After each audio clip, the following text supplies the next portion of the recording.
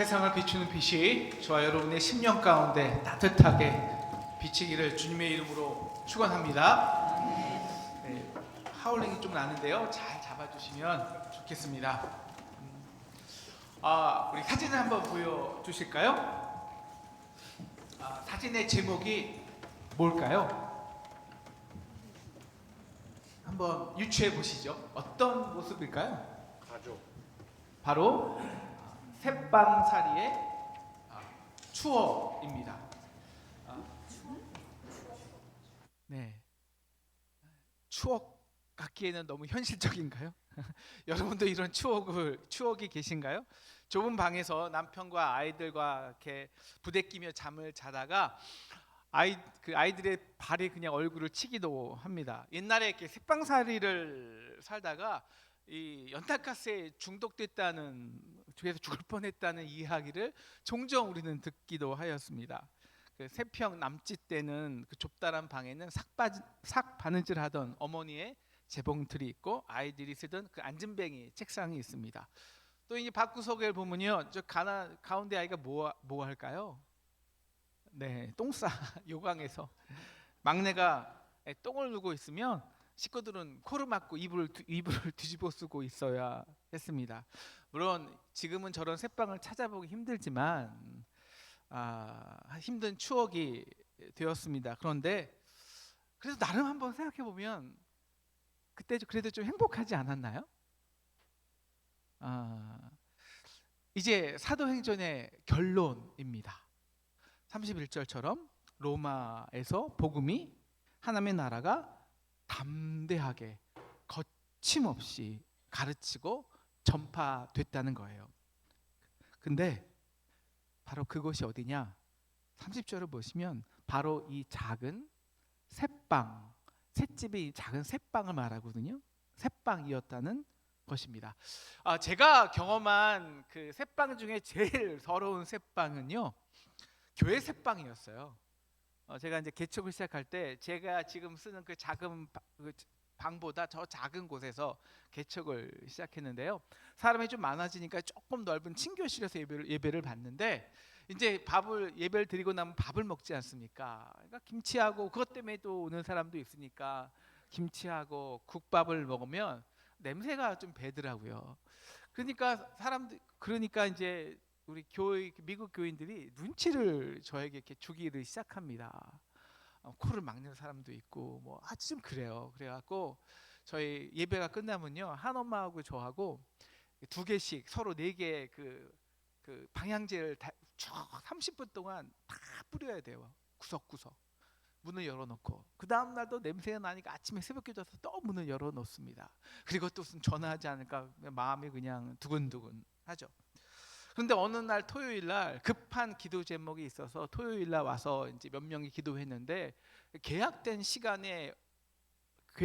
않은 시간이 왔다고 갑자기 저희한테 렌트비, 그러니까 그 임대료를 3배를 넘게 요구하는 거예요. 뭐 낼 수가 없으니까 바로 쫓겨났습니다. 그리고 다행히 조금 그 지역에 좋은 교회를, 또다시 더 좋은 교회를 빌렸어요. 근데 미국은 새빵이니까 정확한 이 계약 시간이 있거든요. 가장 어려운 게요, 기도를 하고 싶잖아요. 개척교회 목사니까, 가난할 때니까 마음이. 근데 기도하고 싶은데 이 교회 못 들어가는 거예요. 뭐라 그럴까 봐. 그래서 한밤중에 정말 도둑처럼 아무 없는 한밤중이 되면 아무도 없는 걸 확인하고 들어가서 기도를 했는데, 이 도둑 같은 기분이 드는 거예요. 그래갖고 안 되겠다 싶어서 그냥 그 교회 주위를 맴돌기 시작해서 기도하면서 7바퀴 뭐 10바퀴 여리고성처럼. 그러니까 웬 동양 사람이 이렇게 한밤에 계속 맴도니까 신고를 받아갖고요, 경찰이 와서 뭐 하냐고 그럴 적도 있었고, 이제 기도 리더들이 생겨서 기도 모임을 하고 싶은데 기도를 들어가서 할 수가 없잖아요. 그러니까 이제 교회 마당에 모여서 밴이 있습니다. 밴에 모여서 그 시동 키고 덜덜덜 하는 밴에서 추위를 떨며 기도하던 그 시절이 참 새롭고, 그 추억이 지금도 마음을 따뜻하게 합니다.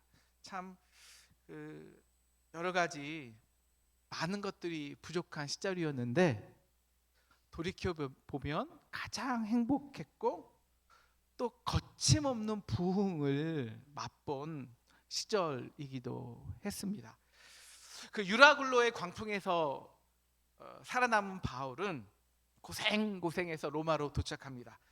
그래서 바울이요 로마의 그 가이사 황제 앞에서 딱 무죄를 선고 땅땅땅 받고 자유로운 몸이 되어서 마음껏 로마를 거침없이 다니면서 그렇게 수많은 로마의 하나님의 풍성한 열매를 맺는 그런 멋있고 근사한 결말은 없습니다. 대신 이제 사도 바울은요 이 독사에 물려 생명이 위태롭습니다. 여전히 쇠사슬에 매여 있습니다. 그렇게 로마에까지 왔는데 여전히 몇몇은 바울의 말을 거역하고 대적합니다. 그리고 정말 헛강 같은 이 셋집에서 살아야 했습니다. 그러나 그 셋집에서 복음과 하나님의 나라는 더욱 담대하고 거침없이 확장됩니다. 독사에게 물려도 우리 276명이 죽음이라는 그 절망에서 바울이 나는 하나님을 믿노라 소망을 선포하자 모든 생명이 다 구원을 얻습니다. 배 안에서 가장 낮은 주 예수의 신분이 모든 배 안의 다양한 로마인들의 계층을 구원한 것입니다. 270명이 구조되자 2절을 보시면 원주민들이 그 섬의 원주민들이 특별한 동정을 가지고 267명을 이렇게 돌봅니다. 불을 떼어주고요 몸을 녹이게 하죠. 바울도 이제 그 나뭇더미를 그 불 속에 넣으려 할 때 그 독사가 나와서 바울의 등을 몰게 됩니다. 4절을 보니까 이것을 본 이 원주민들이요, 야, 저 사람은 풍랑에서 어떻게 목숨을 살아 건졌는데 나오자마자 독사가 딱 무는 것을 보니까 필시 살인자로다. 그래서 어떻게 죽는지 쫙 보니까 안 죽어요. 오히려 말짱해요. 그러니까 이제는 살인자가 아니라 신이 왔다고 추앙을 합니다. 그리고 바울은 이 원주민 추장의 아버지의 열병과 이지를 고치죠. 더불어서 그 섬에 있던 많은 사람들의 병을 고치는 생명을 전하는 자로 삽니다. 독사에 물려 죽는 것 같았으나 오히려 많은 사람들의 질병과 독으로부터 구원해 주는 것입니다. 여러분, 독 중에서 제일 지독한 독이 무엇인 줄 아십니까? 바로 죄입니다. 독과 같아서 빠르게 퍼집니다. 누룩같이 한 사람 죄 하나가 사방을 퍼뜨립니다. 그리고 퍼지면 반드시 죽음에 이르게 합니다. 그래서 하나님께서 하다 마지막에는 자신의 아들을 보내서 이 땅의 그 모든 독을 그 잔으로 다 마시게 한 것입니다. 하지만 죽지 않고 생명으로 부활시켜서 예수를 믿는 자마다 어떤 독에 물리든지 죄에 빠지든지 죽지 않고 바울처럼 오히려 생명을 얻고 사람을 살리는 사명인으로 살게 하십니다. 여러분, 독사에 물리지 않는 것이 복음의 능력이 아닙니다. 믿는 자나 믿지 않는 자나 다 독사에 물릴 수 있습니다. 다 암에 걸릴 수 있습니다. 다 사업에 실패할 수 있습니다. 그런데 예수를 통해서 생명을 얻는 자의 다른 점이 있습니다. 바로 독사에 물려도 죽지는 않습니다. 오히려 그 독을 통해서 우리의 그 독을 치료한 진정한 그 고난과 아픔을 통해서 십자가의 진정한 은혜와 사랑을 깊이 경험합니다. 그래서 이 독사에 물린 사람을 보면, 독에 퍼지고 그래서 고통하고 아파하는 사람들을 보면 이 원주민같이 특별한 동정을 해요. 그와 함께 아파하고 고통에 참여하고 그를 위해 기도해주고, 그렇게 하나님의 깊은 은혜와 사랑을 전하는 자가 됩니다. 바울로 인해서 이 구원을 얻은 그 배 안에 있던 다양한 계층의, 그 중에는 많은 로마 사람들이 있었겠죠. 그들이 바울이 독사에 물렸지만 오히려 많은 사람의 질병을 고쳐주는 것을 보고 로마에 도착하자마자 무엇을 했겠습니까? 그럼 바울에 대한 이야기가 담대하게 로마의 구석구석 퍼지지 않았겠습니까? 그래서 바울은 그 작은 셋집에서 수많은 사람들을 영접하며 더욱 담대하게 하나님의 나라를 전한 것입니다. 우리 사도행전에서 계속 보지만 여러분, 사명이 있는 자는 결코 죽을 수가 없어요. 십자가에 생명이 있는 자는 죽을 수가 없습니다. 사랑하는 상동 성도 여러분, 여러분 독사에 물리셨습니까? 이제 바로 복음의 능력이 나타날 때입니다. 그래서 여러분을 통해서 예수 그리스도의 사랑과 은혜가 더욱더 거침없이 여러분의 가정과 자녀와 이웃에게 전파되기를 주님의 이름으로 축원합니다.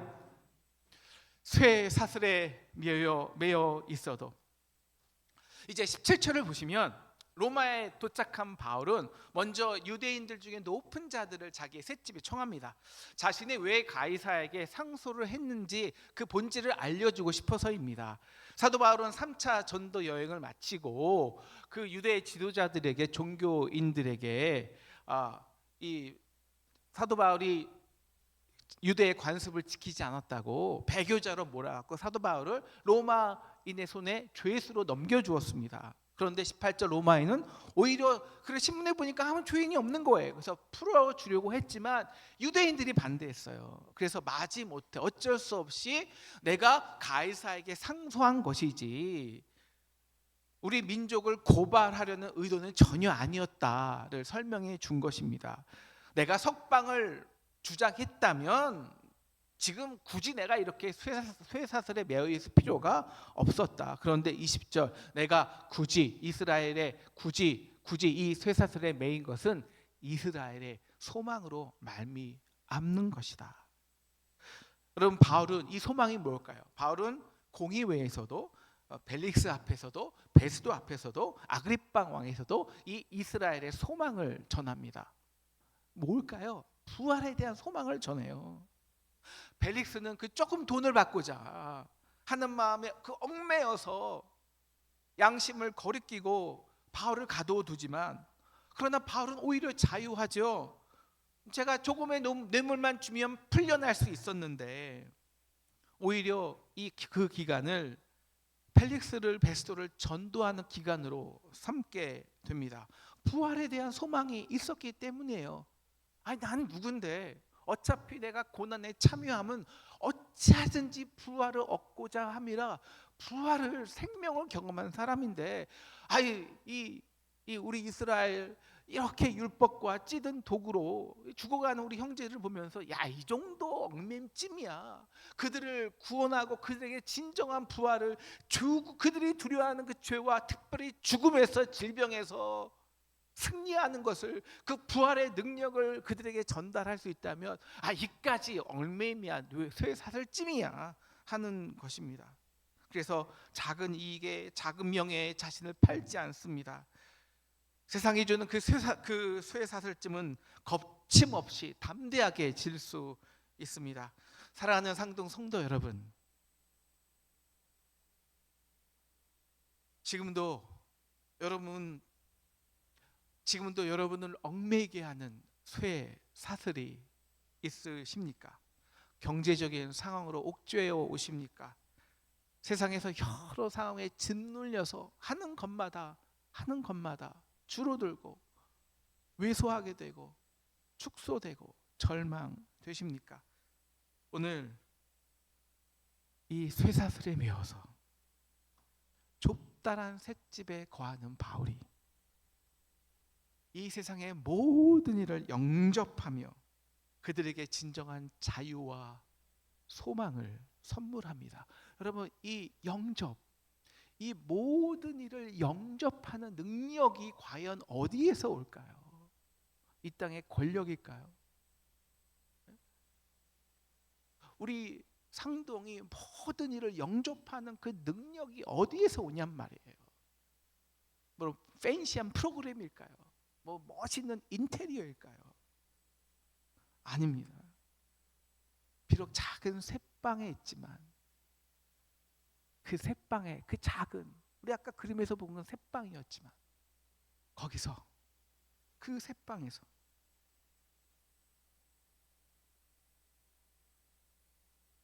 이 세상에 모든 것을 품어낼 수 있는 능력이 있는 거예요. 돈 없으면 안 돼. 그래도 이만한 힘과 권력이 있어야 한다고 세상이 규정한 그 좁다란 틀을 거침없이 깨고 나오시기를 주님의 이름으로 축원합니다. 그리고 담대하게 십자가를 붙들고 일어나십시오. 이 믿음 더욱 굳세라. 주가 지켜주신다. 어두운 밤에도 주의 밝은 빛 인도하여 주신다. 그럴수록 담대하게 모든 사람을 영접하는 놀라운 능력을 소유하는 저와 여러분 됐으면 참 좋겠습니다. 거부하고 거역하는 자가 있어도, 그렇게 바울은 풍랑을 만나고 독사에 물려도 살아 로마에 왔습니다. 비록 쇠사슬에 매여 있어도 하나님 나라를 담대하게 거침없이 전했습니다.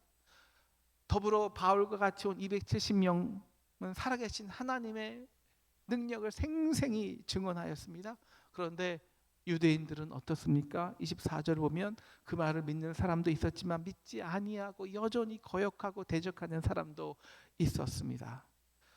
복음이 담대하게 선포될수록 바로 그래서 더욱 악하게 하나님의 이 악한 권세는 하나님을 대항합니다. 또 그래서 복음은 더욱 날로 담대히 전파되는 것입니다. 그래서 바울은 이사야 말씀으로 이렇게 17절 8절 선포합니다.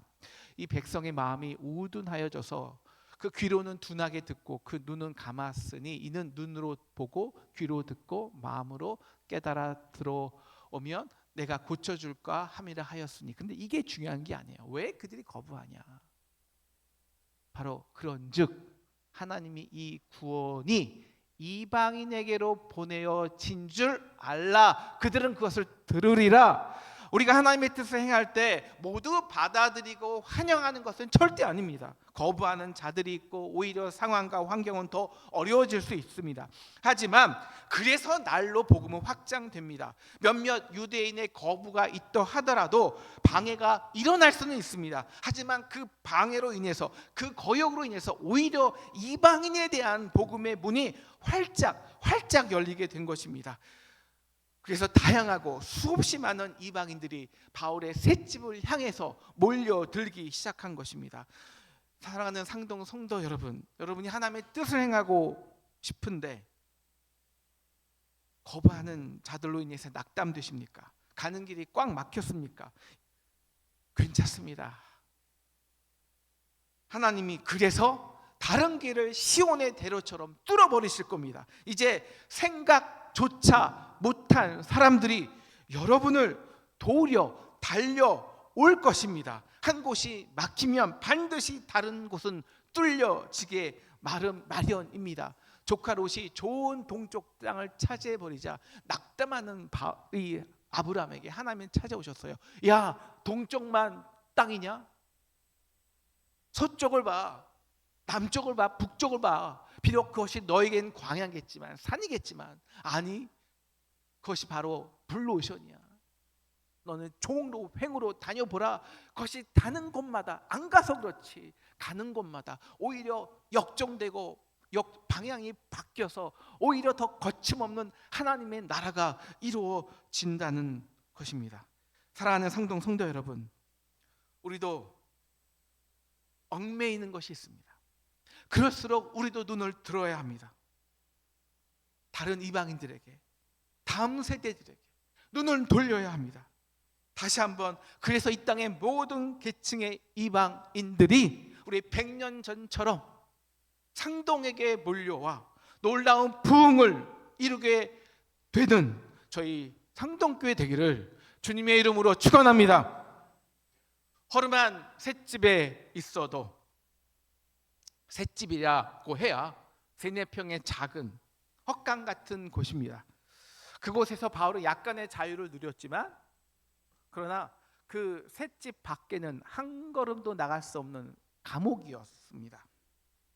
육체적으로 그 새 4평의 한계에 갇혔지만, 오늘 말씀은요, 그래서 31절 30절 말씀을 보시면 바울은 그 셋집에 갇힌 이태 동안 그가 평생 마음껏 아시아와 유럽의 전 도시를 돌아다니면서 복음을 전한 말씀의 역사보다 훨씬 더 거침없는 말씀의 역사를 가르쳤다는 것입니다. 여러분, 우리는 항상 이 관점을 바꿔야 돼요. 우리가 하나님의 나라라는 이 관점에서 오늘 이 셋집을 바라봅시다. 여러분, 바울은 오히려 셋집에 있으면서요, 말씀에 전념할 수 있었어요. 그 전에는 뭐 고린도 교회와 다른 곳에서는 이 자신이 자신이 자급자족하느라고 천막을 만드는 노동을 해야 했습니다. 근데 그럴 필요가 없어요. 오히려 로마 정부에서 먹여주고 입혀주니까요. 뿐만입니까? 여러분, 군인들이 교대로 바울을 지킵니다. 지키는 건데요, 관점만 바꾸면 보호해 주는 거예요. 여러분, 사도 바울을 죽이려고 40명의 자결단들이 이미 죽이려고 했잖아요. 그 유대인의 핍박으로부터 오히려 보호해 주는 것입니다. 뿐만 아닙니다. 여러분, 그 사도 바울이 그 각 도시를 방문할 때 회당마다 가서 복음을 전했지만 받아들였습니까? 오히려 돌에 맞고 그리고 추방당하기 일쑤였습니다. 그런데 그 셋집에서는요, 사도 바울은 물론 못 움직여요. 그래서 가만히 있어요. 그런데 그래서 모든 이방인들이, 로마인들이 그 셋집으로 오히려 알아서 복음 듣기 위해 찾아옵니다. 정시에 교대하는 이 간수들은요, 오히려 그의 고정 그리고 계속 도는 전도 대상자였어요. 여러분, 복음과 말씀을 전하는 사명자로서 여러분, 이것보다 더 좋은 환경이 도대체 어디 있겠습니까? 작은 셋집이었지만 정말 자기에게 오는 사람을 다 영접했습니다. 이 영접하는 능력은요, 어디서 오냐? 바로 어떤 죄인이든지 어떤 질병과 고통과 억압을 당했든지 관계없이 그 누구에게도 구원과 소망의 불을 지필 수 있는 복음의 능력입니다. 바울은 쇠사슬에 얽매여서 그 작은 셋집에 갇혔지만, 그래서 더욱 그가 전한 말씀은, 하나님의 말씀은 구석구석 로마의 거리마다 담대하고 거침없이 전파돼 나갑니다. 바울은 그 셋집에 있으면서 갇혔잖아요. 다닐 수 없잖아요. 뭐 할 게 있습니까? 서신서 쓴 거예요. 그 유명한 옥중 서신, 에베소서, 빌립보서, 빌레몬서, 골로새서를 셋집에서 쓰게 됩니다. 그리고 그렇게 거침없이 담대하게 바울이 가르친 말씀이 시위대 안에 전파됩니다. 빌립보서 보면 또 심지어는 로마 황제의 가문 가정에게도 그 복음이 전해지는 것입니다. 바울은 가만히 셋집에 있는데 결국 로마의 권력은 바울을, 그 세네평의 셋집에 바울을 가둬두었지만, 바울이 선포한 그 말씀은 1세기, 2세기, 3세기를 거쳐서 AD 313년 콘스탄티누스 대제에 의해서 로마를 정복하게 되죠. 391년에는 로마의 국교가 됩니다. 그래서 바울은 먼저 디모데후서 2장 9절에서 이렇게 선포하는 것입니다. 복음으로 말미암아 내가 죄인과 같이 매이는 데까지 고난을 받았으나 하나님의 말씀은 매이지 아니하니라. 사랑하는 상동 성도 여러분, 아직 셋집에 갇혀 있으십니까? 그럼 우리가 70이 되고 80이 되면 우리 영역이 참 줄어들어요. 육체적인 한계로 거동하기도 힘들고, 그래서 점점 평수도 뭐 50평, 40평, 20평, 10평이 돼요. 이제 실질적으로 은퇴도 하고 할 일도 없고 매일 그 작은 방에 평생을 보내는 것은 아닌지 두렵기도 합니다. 여러분, 근데 그 당시 바울은요 60에서 62세였어요. 우리나라 지금 시기로 따지면 한 82세 할아버지가 그 쇠사슬에 얽매여 셋집에 있지만, 오히려 바울을 통해서 온 세계, 로마뿐만 아니라 온 세계의 사람들이 바울로 인해서 모든 죽음과 이 독사의 뱀, 독사의 독과 질병과 고통에서, 그리고 죽음에서 소망하는 법을 배웠습니다. 저는 가끔 이런 두려운 생각이 있습니다. 우리 상동교회가 얽매여 있잖아요. 많은 것에 얽히고 설켜 있고 얽매여 있습니다. 우리 힘으로, 특별히 저의 지혜로는 다 풀 수 없어요. 절대 해결할 수 없을 것 같은 두려움이 있습니다. 그래서 뭐 그럴 리 없겠지만, 혹 두려움이 인간의 두려움이니까요.